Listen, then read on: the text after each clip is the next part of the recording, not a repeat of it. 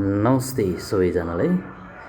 आज चाहिँ मैले यो देखाइरहेको स्याम 13 नरुवा डिलरलाई अलिकति हामीले मोडिफाई गर्ने विचार गरेका छौँ। यो काउन्टरलाई गलत दिशामा रहेको यो काउन्टरलाई चेन्ज गरेर अर्को साइडमा ठिक विपरीत साइडमा चाहिँ लगेर सेट गर्ने हामीले तयारी गर्दैछौँ र यो उँधोपट्टिको र्याकलाई हामीले निकालेका छौँ। सामानहरू पनि बाहिर निकालेर यसरी काउन्टरहरू सबै सामान निकालेर यो अहिले यो तल्लो साइडमा चाहिँ काउन्टर सार्ने हामीले विचार गरेका छौँ र हाम्रो टेक्निसियन दाइले यहाँ धेरै मेहनत गरिरहनु भएको छ र केही हदसम्म हामीले अर्को दिन 2-3 दिन लगाएर यो काम सकेका हौँ। उहाँले नापजोखको काम गरिरहनु भएको छ। बक्सहरू मिलाएर राख्नुपर्ने भएकोले यो दक्षिण साइडमा यो काउन्टर रिपेयरिङको काम भइरहेछ। अलिकति मोडिफाई र न्यू रेनोभेट गर्ने काम चाहिँ हामीले गरेका हौँ र यसमा हाम्रो पेन्टर साथी एकदम लागिरहनु भएको छ, टालटुल गरिरहनु भएको छ। जहाँनिर स्क्रुपहरू हानिएको छ अलिकति फिनिसिङ दिनको लागि चक पाउडरमा फिनिसिङ निकाल्दै हुनुहुन्छ र यो टालटुलको काम सके पछाडि हामीले यो रिपेयरिङको काम सके पछाडि यसमाथि चाहिँ यो चक पाउडर पुटिङ मिक्स गरेर चाहिँ यो र्याकको चेपचापदी फिनिसिङको लागि लगाउने काम भइरहेको छ।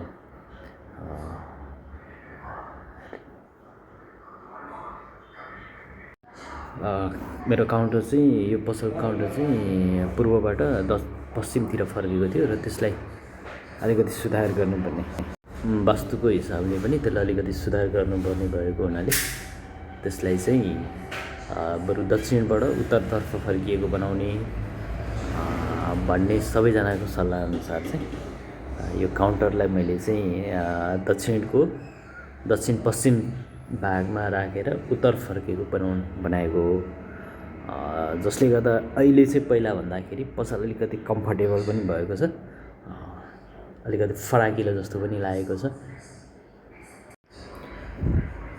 पहिला चाहिँ मेसिनको छेउमा थियो काउन्टर अनि पश्चिम फर्केको हुनाले अलिकति घामको पनि अलिक पीडा, पश्चिम फर्केको पसलमा घाम त अवश्य पनि आइहाल्छ।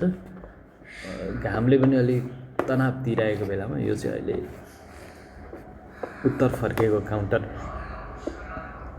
बनाएको हामीले अलिकति काउन्टर फराकिलो पनि भएको छ। निरन्तर रूपमा हाम्रो यो दाइले फिनिसिङ दिने कामको लागि चाहिँ लागिरहनु भएको छ।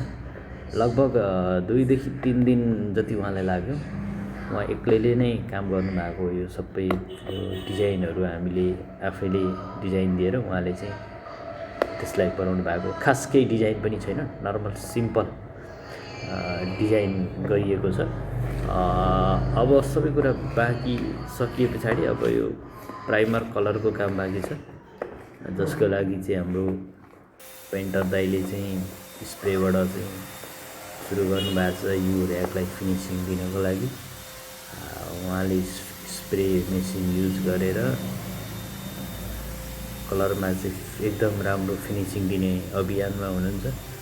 धीरेन्द्र प्रसाद शर्मा उहाँ एकदम राम्रो खालको ठेकदार हुनुहुन्छ, एसियन पेन्ट चलाउनुहुन्छ र उहाँ नरुवा क्षेत्रमा चाहिँ अलिकति फेमस पनि हुनुहुन्छ।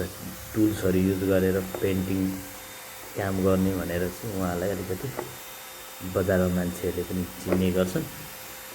उहाँको काम गराइ पनि एकदम मेहनती खालको हुनुहुन्छ। उहाँ एकदम लगनशील ध्यान दिएर काम गर्नुहुन्छ र उहाँले चाहिँ प्राइमर गरिसके पछाडि यो इनामेलको काम गर्दै हुनुहुन्छ र इनामेल पहिलो कोट फर्स्ट कोट उहाँले हानिरहनु भएको छ। उहाँले चेपचापहरूमा पनि राम्रोसँगले कलर लाग्ने हुनाले स्प्रे मेसिन युज गर्नुभएको। लगभग उहाँलाई चाहिँ दिनभरि जस्तो नै लाग्यो। उहाँले बिहानदेखि नै मेहनत गरिरहनु भएको। र अलिकति छुट्टीको दिन पारेर शनिबारको दिन पारेर अलिकति कस्टमरहरू कम आउने दिन पारेर हामीले यो रेनोभेटको काम गरेका हौँ पसलमा।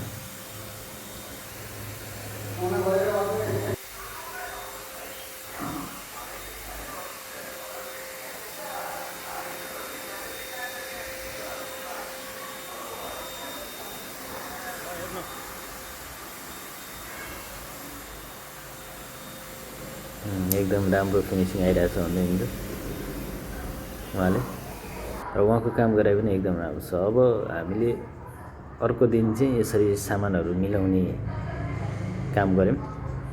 एक दिन जति सुक्न दिए पछाडि अर्को दिनदेखि अब सामानहरू मिलाउने क्रममा चाहिँ यसरी आराम गरिएको छ। काम अलिअलि सकेर काउन्टर तयार भयो, रेडी भएको छ। स्याम ट्रेड एन्ड फ्रेन्ड्सको अथोराइज डिलर इनरुवामा र यो काउन्टर रेडी भएर हामीले सामान पनि राखिसकेका छौँ।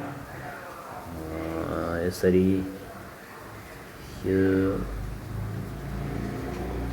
माथिल्लो साइडमा रहेको काउन्टरलाई हामीले दक्षिणतिरको साइडमा सिफ्ट गऱ्यौँ र अहिले हाम्रो पसल यस्तो भएको छ।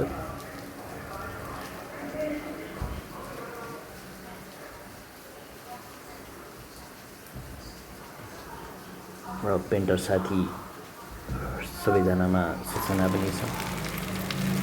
अब हामी फेरि कम ब्याक रहेका छौँ, सेवा दिनको लागि तत्पर रहेका छौँ।